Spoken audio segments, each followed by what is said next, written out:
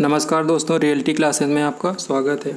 इस वीडियो में हम लोग सामान्य जागरूकता या जनरल अवेयरनेस के अंतर्गत 8वां टॉपिक जो दिया गया है भारत की कला एवं संस्कृति, उसको कवर करेंगे और देखेंगे कि इस टॉपिक से क्वेश्चन कहाँ से बन सकते हैं। इसमें हम लोग सबसे पहले भारत के शास्त्रीय नृत्यों को कवर करेंगे। ऋग्वेद में नृत्य का जिक्र किया गया है, ये आपको याद रखना है। हो सकता है क्वेश्चन बन जाए, कोई भरोसा नहीं है कहाँ से क्वेश्चन बना दें। और जो भरत मुनि थे उन्होंने अपने ग्रंथ नाट्य शास्त्र में नृत्य के प्रकार और तकनीक के बारे में बताया है। तो ये भी आपको याद रखना है कि क्वेश्चन आ सकता है कि नाट्य शास्त्र किसने लिखा है, तो भरत मुनि ने नाट्य शास्त्र लिखा है। भारत के शास्त्रीय नृत्यों की बात करें तो उनकी संख्या 8 है और जो सत्रिया है वो अभी लेटेस्ट है। तो हम लोग सभी शास्त्रीय नृत्यों के नाम और वो किस राज्य से संबंधित हैं और प्रमुख कलाकार जो हैं उससे संबंधित वो यहाँ पे देखेंगे। सबसे पहले भरतनाट्यम, ये तमिलनाडु का शास्त्रीय नृत्य है और जो इसके प्रमुख कलाकार हैं यामिनी कृष्णमूर्ति, सोनल मानसिंह, मृणालिनी साराभाई। वैसे तो नाम कई सारे हो सकते हैं लेकिन जितने याद रहें उतने मैंने यहाँ पे रखने की कोशिश की है जो इम्पॉर्टेंट हैं। अगला जो नृत्य है वो है कथकली, ये केरल से संबंधित है। इसके प्रमुख कलाकार हैं रागिनी देवी, शांता राव, कृष्णा नायर, रीता गांगुली और मृणालिनी साराभाई। तो जो कॉमन है उनको आप वो देख लीजिए। जो मृणालिनी साराभाई हैं वो भरतनाट्यम और कथकली दोनों डांस करती हैं। अगला डांस फॉर्म है मोहिनीअट्टम, ये भी केरल से संबंधित है। इनकी जो कलाकार हैं वो है कल्याणी अम्मा और हेमा मालिनी। हेमा मालिनी का नाम आप याद रखिए कि हेमा मालिनी मोहिनीअट्टम की प्रसिद्ध डांसर हैं, ये परफॉर्मर हैं, आप कुछ भी कह सकते हैं। कुचिपुड़ी आंध्र प्रदेश का शास्त्रीय नृत्य है और इसके जो प्रमुख कलाकार हैं वो हैं लक्ष्मी नारायण शास्त्री, यामिनी कृष्णमूर्ति, यहाँ पे भी आ गया और यामिनी कृष्णमूर्ति का नाम भरतनाट्यम में भी आया था। स्वप्न सुंदरी, राजा रेड्डी और राधा रेड्डी, ये हो गए कुचिपुड़ी शास्त्रीय नृत्य के कलाकार। अब है अगला ओडिसी। तो ओडिसी है वो ओडिशा या अभी उसका नाम ओडिशा हो गया है, यहाँ का शास्त्रीय नृत्य है और जो इसके प्रमुख कलाकार हैं वो हैं माधवी मुदगल, संयुक्ता पाणिग्राही और किरण सहगल। अगला है कथक, वो अपने उत्तर प्रदेश का शास्त्रीय नृत्य है। जो इसके फेमस कलाकार हैं वो बिरजू महाराज, इनकी तो अभी डेथ हो गई हाल ही में, लच्छू महाराज, बिंदादीन, सितारा देवी, अच्छन महाराज। मोस्ट इम्पॉर्टेंट है, आप कथक को तो भूलिए नहीं और जो इसके प्रमुख कलाकार हैं उनको भी नाम आपको याद रखने हैं। सत्रिया असम से संबंधित है, अभी इसके कोई फेमस इतने कलाकार हैं नहीं तो इसको मैंने छोड़ दिया है। और जो लास्ट है वो है मणिपुरी, जो मणिपुर का शास्त्रीय नृत्य है और इसके जो प्रमुख कलाकार हैं वो गुरु अमली सिंह, आतंब सिंह और जावेरी बहने हैं। इतना आपको शास्त्रीय नृत्य में याद रखना है। अब हम लोग इस टॉपिक में लोक और जनजातीय नृत्य कवर करेंगे, इससे भी क्वेश्चन बनने के चांस रहते हैं। तो हम लोग राज्यवार देखेंगे। वैसे तो इनकी भी संख्या बहुत ज़्यादा है लेकिन मैंने उसमें से कुछ को छांटने की यहाँ पे कोशिश की है। तो हम लोग सबसे पहले देखते हैं असम के जो लोक नृत्य हैं वो है बिहू, खेल गोपाल, कली गोपाल और अंकिया नाट। मोस्ट इम्पॉर्टेंट ये मैंने रखे हैं तो आप इनको बार बार रिवाइज कीजिए जिससे आपको ये लंबे समय तक याद रहें।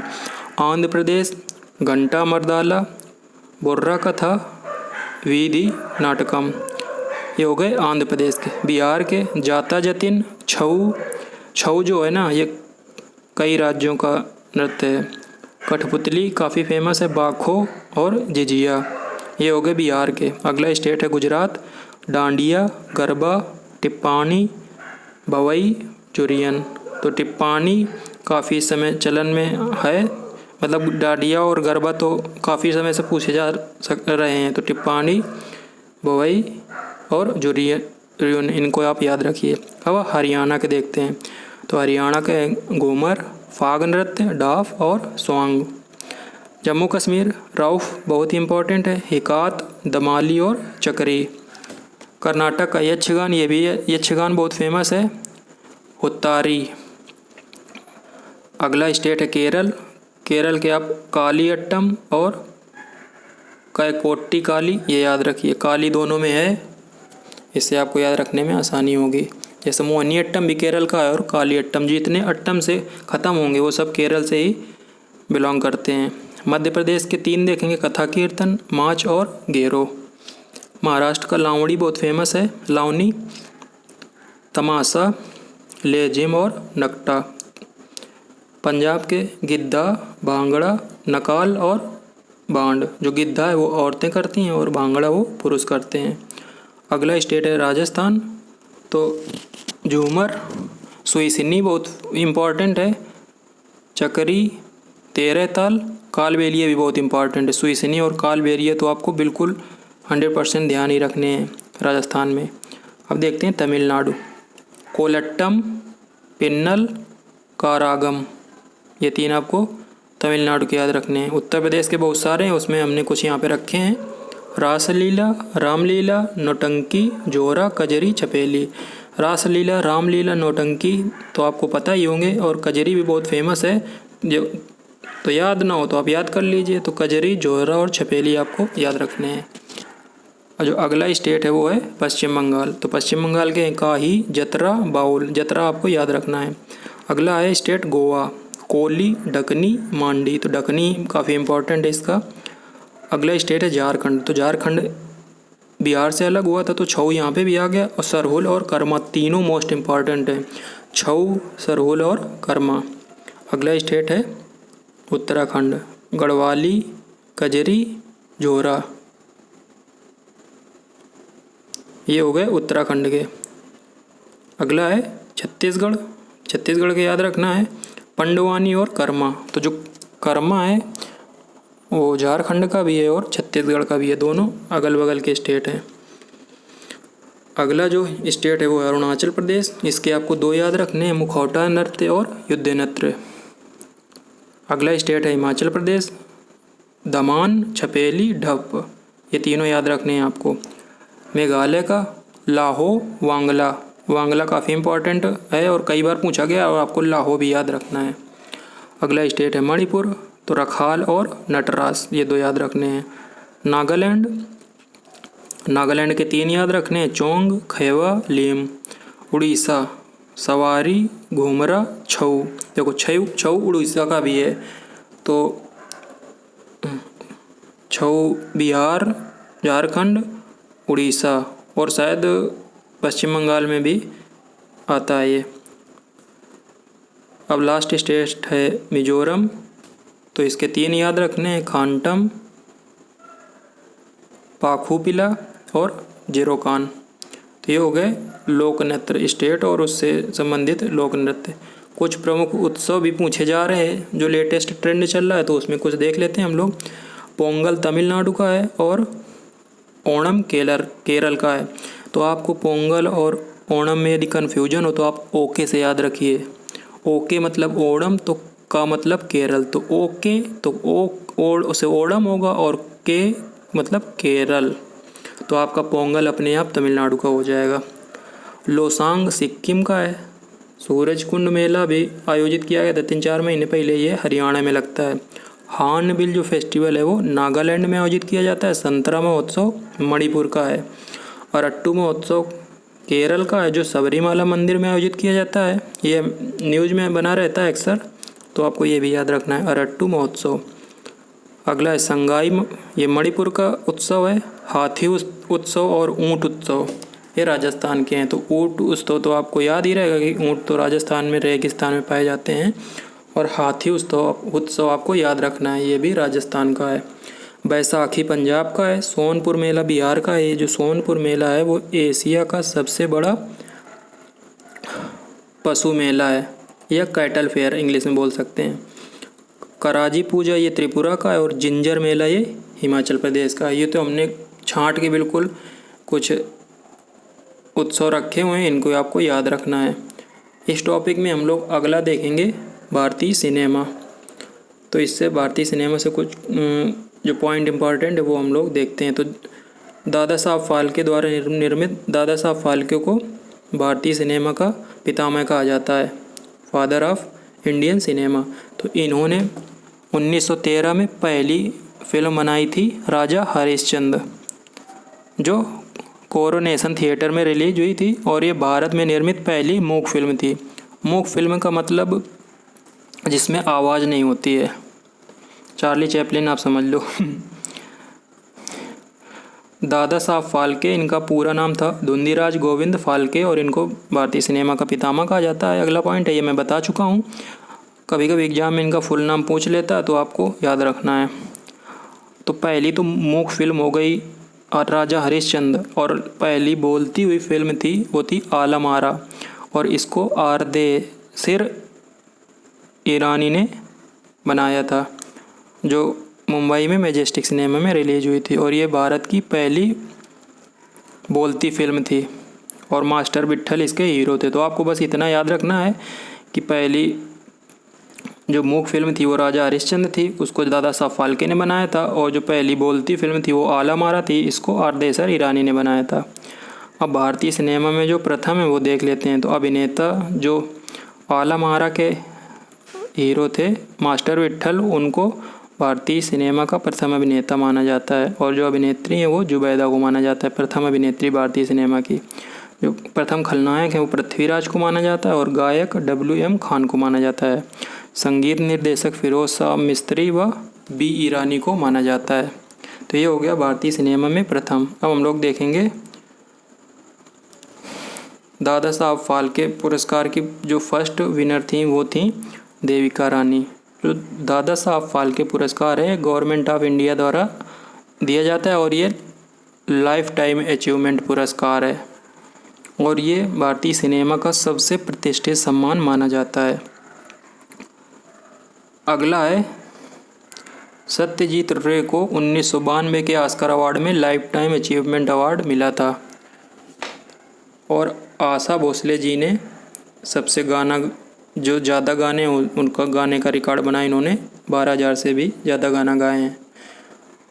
तो सत्यजीत रे को आपको याद रखना है, इनको 1992 में ऑस्कर में लाइफ टाइम अचीवमेंट अवार्ड मिला था, और देविका रानी हैं वो दादा साहब फाल्के पुरस्कार जीतने वाली पहली विनर हैं। मतलब इसकी बहुत मोस्ट इम्पॉर्टेंट क्वेश्चन है ये दोनों ऊपर के। अब हम लोग देखेंगे प्रमुख वाद्य यंत्र व उनके वादक, इससे भी क्वेश्चन इस टॉपिक में बन सकता है। तो सबसे पहले देखते हैं बांसुरी। तो बांसुरी इसके वादक है पंडित हरिप्रसाद चौरसिया और पन्नालाल घोष। दूसरा है ध्रुपद, इसके वादक हैं हरिदास स्वामी। सितार पंडित रविशंकर और निखिल बनर्जी तथा विलायत खां। तो सितार के पंडित रविशंकर और बांसुरी के पंडित हरिप्रसाद चौरसिया, इनको तो आपको कंठस्थ ही करना है। तबला के ऐसे जाकिर हुसैन मोस्ट इम्पॉर्टेंट हैं, और किशन महाराज ये दोनों इम्पॉर्टेंट हैं। आगे है सरोद। तो सरोद के हैं अली अकबर खान, अलाउद्दीन खां और अमजद अली खान। अगला वाद्य यंत्र है सारंगी। तो सारंगी के फेमस जो वादक हैं वो हैं उस्ताद बिंदा खान। अगला है वायलिन। तो वायलिन के हैं बालू स्वामी दीक्षितर व L सुब्रमण्यम। अगला है संतूर, इसके पंडित शिव कुमार शर्मा। ये भी आपको याद रखना है, बहुत ही इम्पोर्टेंट है। सितार और संतूर, इनसे कंफ्यूज नहीं होना है। तो सितार के हैं पंडित रविशंकर और संतूर के हैं पंडित शिव कुमार शर्मा। शहनाई उस्ताद बिस्मिल्लाह खां, ये भी मोस्ट इम्पॉर्टेंट है, और जो बिस्मिल्लाह खां थे इनको भारत रत्न अवार्ड भी मिला था, और इन्हीं के नाम पे एक पुरस्कार भी देती है उत्तर प्रदेश सरकार। वीणा, इसके जो प्रमुख वादक हैं वो हैं KR कुमार स्वामी अय्यर व दोराई स्वामी अयंगर। लास्ट है मैंडोलिन, इसके हैं V श्रीनिवास। तो ये हो गए प्रमुख वाद्य यंत्र व वादक, इसमें हो सकता है कहीं से क्वेश्चन बन जाए। अब हम लोग देखेंगे भारत के सांस्कृतिक संस्थान। तो ललित कला अकादमी है वो दिल्ली में है, और इसकी स्थापना 1954 में की गई थी। और ये इसका काम क्या है ललित कला अकेदमी का? यह देश और देश से बाहर इंडियन आर्ट को प्रमोट और प्रोपगेट करने का काम करती है। तो ये हो गई ललित कला अकेदमी। इसमें पूछ सकता है कि ये कहाँ पे है और स्थापना इसकी कब हुई थी। ऐसे संगीत नाटक अकेडमी, इसकी स्थापना 1953 में हुई थी और डॉक्टर वीपी राजमन्नार इसके पहले चेयरमैन थे। और यह साहित्य, नृत्य और ड्रामा की राष्ट्रीय अकादमी है। राष्ट्रीय नाट्य विद्यालय national school of drama Delhi में है। इसके बारे में भी सुना होगा। और इसकी स्थापना संगीत नाटक अकेडमी ने 1959 में किया था और 1975 में इसको एक स्वायत्त संस्था बना दिया गया, मतलब ऑटोनोमस इंस्टीट्यूट। और यहाँ हर साल केवल 20 छात्रों का कोर्स में प्रवेश होता है। बहुत से अभिनेता हैं जो नेशनल स्कूल ऑफ ड्रामा से निकले हुए हैं। उनमें कुछ नाम मैं बताता हूँ, जैसे नवाजुद्दीन सिद्दीकी, पंकज मिश्रा और भी हैं। साहित्य अकादमी, इसकी स्थापना 1954 में हुई थी और यह भारतीय साहित्य को प्रमोट करने वाली संस्था है। जो साहित्य अकादमी है वो भारतीय साहित्य इंडियन लिटरेचर को प्रमोट करती है और इसकी स्थापना 1954 में हुई थी। अगला है ASI, भारतीय पुरातत्व सर्वेक्षण या आर्कियोलॉजिकल सर्वेस ऑफ इंडिया। इसकी स्थापना 1861 में हुई थी और इसका प्रमुख कार्य केंद्र सरकार द्वारा संरक्षित धरोहर जो होते हैं उनका मेंटेनेंस, कंजर्वेशन और प्रिजर्वेशन। हम लोग यहाँ पे 3 प्रमुख संग्रहालय देखेंगे। जो राष्ट्रीय संग्रहालय है, पूछ सकता है कि राष्ट्रीय संग्रहालय कहाँ पे है, तो ये राष्ट्रपति भवन में इसको 15 अगस्त 1949 में खोला गया था। इलाहाबाद संग्रहालय ऑब्वियसली नाम से पता चल रहा है इलाहाबाद में होगा और इसकी स्थापना 1931 में हुई थी। और तीसरा है सालार जंग संग्रहालय को इंग्लिश में म्यूजियम बोलते हैं। तो सालार जंग संग्रहालय हैदराबाद में और इसकी स्थापना 1951 में हुई थी। तो भारत की कला और संस्कृति टॉपिक से इन पॉइंट से क्वेश्चन आपका आ सकता है। मैंने अपने हिसाब से इसमें जो आपके एग्ज़ाम के पॉइंट ऑफ व्यू से था उसको कवर करा दिया है। आप इनको बार बार रिवाइज कीजिए और आपको जैसे जो क्वेश्चन आएगा एग्ज़ाम में आप उसको सॉल्व कर सकें। आपको कोई डाउट होता है तो आप कमेंट बॉक्स में पूछ सकते हैं। धन्यवाद।